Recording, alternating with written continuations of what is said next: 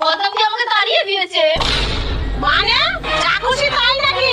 তুই এখানে এসে বস, তারপরে বল কি হয়েছে।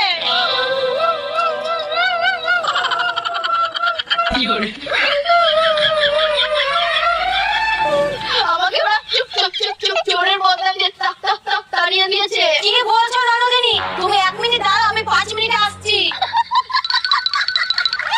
তুই বল কি হয়েছে। মা, আমার শাশুড়ি পাড়ার সব লোককে ডেকে